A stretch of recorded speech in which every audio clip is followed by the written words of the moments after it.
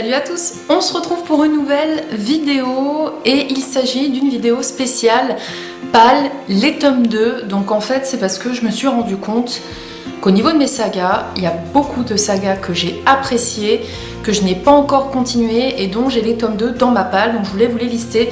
J'en ai 3, 4, 5, 6, 7, 8, 9. J'en ai 9 à vous présenter, ça va de livres qui sont vraiment petits à des livres vraiment énormes. Donc c'est parti, je vous les présente tout de suite. Alors pour info, je voulais prendre d'une manière complètement aléatoire sur cette pile, parce que je les ai pris en freestyle derrière dans ma bibliothèque qui est constituée que de ma PAL. Et il y en a certains où je me suis dit en fait ça fait super longtemps que je les ai lus, genre le premier tome je l'ai lu en 2015 ou en 2014 et j'ai toujours pas continué, donc ça craint énormément. Le tout premier dont je vais vous parler, il s'agit de Hanté, le tome 2, Un mal souterrain de Maureen Johnson, aux éditions Michel Lafon dans leur collection Poche. Le premier tome, il me semble que je l'avais lu en 2014 ou en 2015 et j'avais vraiment adoré. C'est en fait une histoire avec un genre de Jack l'Éventreur et on va suivre une héroïne qui voit des trucs bizarres, qui comprend pas trop pourquoi il y a des crimes, pourquoi il y a des meurtres et tout. Ça se passe bien sûr à Londres.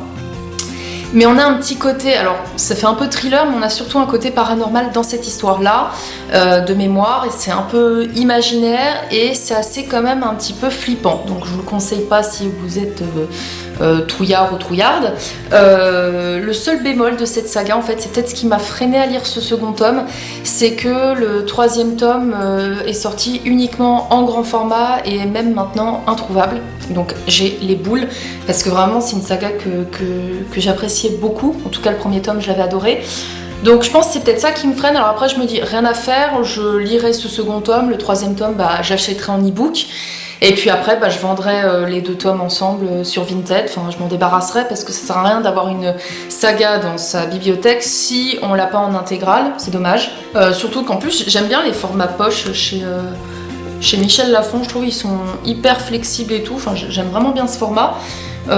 Et ça me fait juste chier qu'il ne l'ait pas sorti en format poche, très honnêtement je trouve ça pas possible, les maisons d'édition qui sortent une saga, qui ne vont pas jusqu'au bout, qui ne vont pas jusqu'au bout du format, ni même de la saga entière, et ça me saoule. Donc voilà, pour le coup, Hanté, le tome 2, faudra que je lise, je pense que je me le lirai peut-être cette année, parce que ça fait un moment où je me dis il faut avancer dans tes sagas Charlène, parce qu'avant d'en commencer, j'en ai des neuves dans ma PAL, qui me font super envie, mais du coup je me freine en me disant finis d'abord les tiennes, et après t'attaqueras des nouvelles.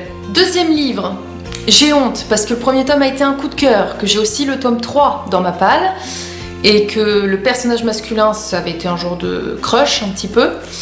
Il s'agit de Les Étoiles de Nos Head, le tome de Rivalité de Sophie Jomain aux éditions J'ai lu, les éditions sont magnifiques. Je ne me comprends pas. Je ne me comprends pas parce que j'adore les histoires de loup-garou. Moi je suis team loup-garou, je suis pas team vampire. La Meute du Phénix, voilà, j'adore cette saga, même s'il y a des tomes que j'aime un peu moins que d'autres. Et Les Étoiles de Nos Head, le premier tome, je l'avais lu, je m'en rappelle, j'avais emmené en vacances en Grèce, et donc ça remonte bien à 2015. Voilà, 2015, donc ça commence à faire. Heureusement, je me rappelle de l'histoire. La saga elle est close, elle est terminée, je crois qu'il y a 5 tomes de mémoire. Je m'étais pris le tome 2, le tome 3 dans ma PAL et j'ai toujours pas continué. Donc ça serait l'occasion peut-être de le faire, surtout que l'histoire franchement j'avais vraiment beaucoup apprécié. Heureusement que dans mes résumés que je fais sur mes chroniques, la manière dont je tourne mes phrases, vous ça vous spoil pas, mais moi ça me rappelle souvent ce qui s'est passé. Donc il faudra que je relise ma chronique du tome 1, quitte à trouver aussi sur le site de Summary's Book, je sais pas si je le prononce bien, je vous le mettrai en barre d'infos de toute façon. C'est un site où elle fait énormément de chroniques avec les spoils en fait, ça vous résume les premiers tomes ou les tomes pour que quand vous arrêtez de lire un livre comme moi là depuis longtemps, vous relisez son résumé et vous vous rappelez de qui est mort, qui a fait quoi, qu'est-ce qui s'est passé, etc. Donc vraiment, faudrait peut-être que je vois si elle a fait un résumé, ça m'aiderait. Après, je me rappelle pas trop mal de l'histoire, mais les boules quoi, les boules parce que j'ai adoré le premier tome, gros coup de cœur. Pourquoi je l'ai pas continué, j'en sais rien. Celui-ci est un peu plus récent parce que de mémoire, je l'ai lu il y a 1 an, je crois. Ouais, c'était quand j'avais fait le partenariat avec le livre de poche. Et je crois que c'était il y a 1 an. Il s'agit de la saga Reine de Cendres de Erika Johansen, c'est le tome 2, Révolte de Feu. J'ai adoré le tome 1, c'était vraiment pas passé loin du coup de cœur. L'univers est dingue, l'héroïne est ouf. L'héroïne, mais je l'ai aimée comme pas possible. Parce que pour une fois, on a une héroïne qui n'est pas belle, qui n'est pas magnifique, elle le dit elle-même, mais qui est badass parce qu'en fait, elle dirige une armée, quoi. Elle en impose, et à cette époque, on sait que c'est compliqué pour une femme d'en imposer. Donc franchement, j'avais vraiment beaucoup aimé le premier tome. Le seul bémol de cette saga, je dirais, c'est que forcément, en format poche, c'est des briques. Donc ça refroidit. Mais il faudrait quand même que je lise ce second tome parce que il y a aussi le troisième tome qui est sorti d'ailleurs, parce que c'est une saga en 3 tomes. En fait, c'est la trilogie du Tearling, le titre, en grand format.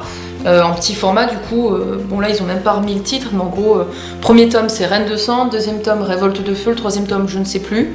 Mais l'intitulé de la saga c'est la trilogie du Tearling si vous le cherchez. Et c'est vraiment très sympa. Franchement, j'avais adoré, je vous dis, c'était passé à ça du coup de cœur. Ça aurait pu l'être. Mais par contre je pense que ça risque d'être une saga que je vais adorer. Autre livre de ma palle, alors là on passe dans la catégorie romance, notamment avec des partenariats que j'ai eu avec Hugo Roman et d'autres non. J'en ai 2 de partenariats et 2 ou non, que j'ai pas eu le temps de lire, de finir, j'en sais rien. Alors le premier il s'agit de Ancrage, donc c'est de la saga Le Grand Nord de Sarina Bowen, donc aux éditions Hugo Roman. Je ne sais pas, pareil, j'ai le tome 2, le tome 3 dans ma palle, il y a quand même des très bonnes critiques sur cette saga. Le tome 1, j'avais bien aimé, on était dans un univers avec des pommes, c'est tout ce que je me rappelle surtout. Mais après, je vous cache pas, la romance ne m'a pas plus que ça marqué. Alors c'est peut-être pour ça aussi que j'ai un petit peu plus de mal à me lancer dans cette suite, mais je veux quand même la terminer. Autant il y a certains livres de Service Presse que je ne lirai plus parce que la saga... ça remonte à loin, que ça ne m'intéresse plus. Je pensais à Up in the Air, par exemple, j'avais eu le hors-série avec Mr. B.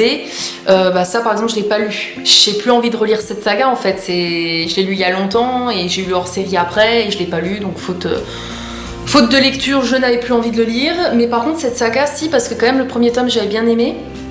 Je m'en rappelle pas, faut juste que je relise ma chronique, mais voilà. Et du coup, j'irais bien quand même le second et le troisième tome, surtout que voilà, c'est une histoire qui quand même était sympathique, donc pourquoi pas. Celui-ci, alors celui-ci aussi, ça fait très très longtemps que je l'ai dans ma palle, le premier... Attendez, j'ai le truc de Hugo Roman, juste qu'on rigole. Parce que le premier tome, je l'avais lu il y a aussi très très très longtemps, et lui, il était sorti quand, ce tome 2 ? Juste qu'on se fout de... Oh, ça me saoule ces papiers. Qu'on se foute de ma tronche. Qu'est-ce qu'ils ont mis ? Octobre 2016. Voilà, c'est bien de garder les petits papiers. C'est le tome 2 de la saga Leo's Chance de Mia Sheridan. Alors Mia Sheridan, j'aime beaucoup sa plume. J'avais lu le premier tome donc en 2016. Voilà, ça remonte. J'avais bien aimé l'histoire, il y avait un petit cliffhanger à la fin, je m'en rappelle, hein, l'histoire m'a pour le coup un peu marqué, je m'en souviens, donc pas trop mal. J'avais bien aimé, je sais pas pourquoi j'ai pas lu le tome 2, surtout que c'est une duologie. Pourquoi j'ai pas lu le tome 2, je n'en sais rien, c'est un petit livre. Et lui par contre voilà, je le garde dans ma palle parce que j'ai quand même envie de terminer cette petite saga, c'était assez sympa. C'était une romance sans prise de tête. Donc du coup je pense quand même que je me le lirai à un moment donné, mais je sais pas, il y a des fois je continue pas des sagas et je sais pas ce qui se passe dans ma tête, mais dites-moi si vous aussi vous êtes pareil, parce que franchement il y a des fois où je me dis pourquoi t'as pas enchaîné. Alors des fois c'est chiant d'enchaîner les tomes, on va pas se mentir, mais quand c'est une duologie, c'est tout petit, c'est tout simple, lis quoi, mais je le fais pas. Alors là on quitte les services presse, on repasse sur ma palle perso.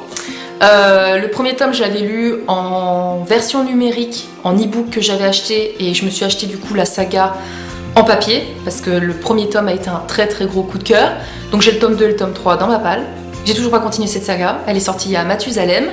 J'ai adoré, voilà le coup de premier tome, un gros coup de cœur. Je l'ai pas continué, je sais pas pourquoi. Mentir, voilà. Donc c'est la saga Ten Teeny Briefs de K. Tucker. Premier tome c'était Respire, gros coup de cœur. Deuxième tome Mentir. Troisième tome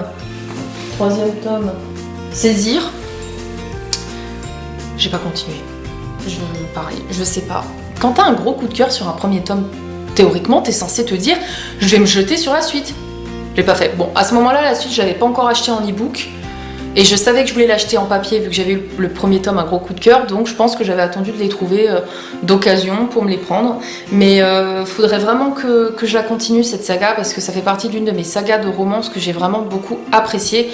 Donc c'est un petit peu dommage de m'être arrêtée là parce que franchement l'histoire était poignante pour le premier tome, je pense que ce second le sera aussi. Et j'avais eu mal au cœur, j'avais les larmes aux yeux, franchement c'était une histoire très émouvante. Un autre où là je n'ai point d'excuses, pareil. Premier tome, gros coup de cœur. D'ailleurs, pour info, tous les livres que je vous parle là, je vous mets les liens de mes chroniques en barre d'infos et les liens de mes vidéos book review, parce qu'il y en a certains, forcément, il y a des vidéos book review, notamment celui-ci. Ne me jetez pas la pierre, ne me jetez pas la pierre. J'ai toute la saga dans ma palle, toute. J'ai les 5 tomes. Ça fait longtemps que j'ai envie de lire ce second, parce que le premier, je l'ai lu, il me semble, en 2015. Gros coup de cœur, j'ai pas lu la suite. J'ai vu le film, pareil, je vous mettrai la vidéo en barre d'infos, je l'ai bien critiqué parce que le film, j'ai pas du tout aimé. Il va y avoir la suite, mais je pense pas que je la regarderai parce que ça l'a pas fait avec moi.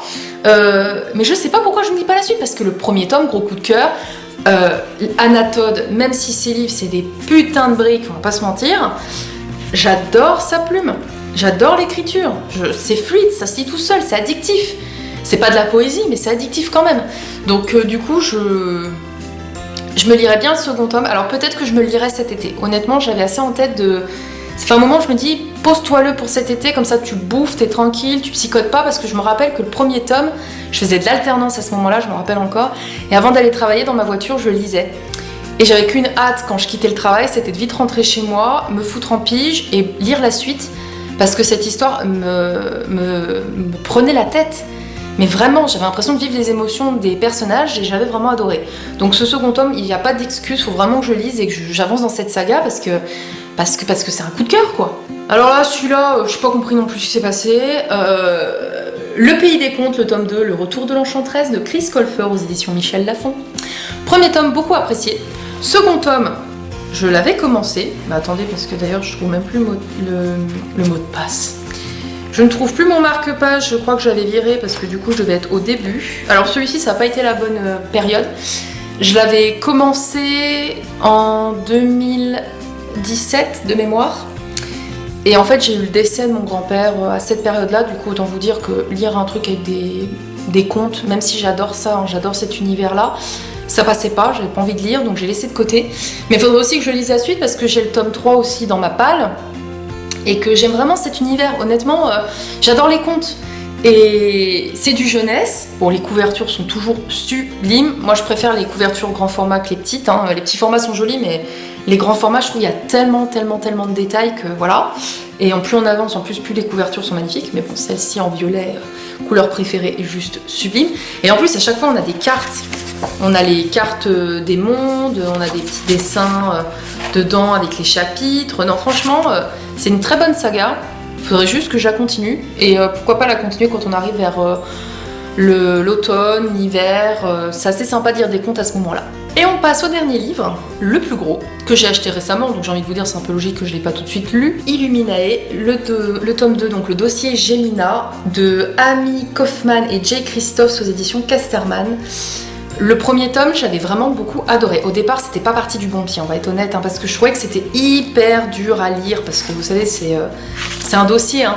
Donc vous avez un peu de tout, vous avez des photos, vous avez des schémas, vous avez des conversations, des SMS, des photos, voilà les photos, enfin bref, vous avez plein de formats différents.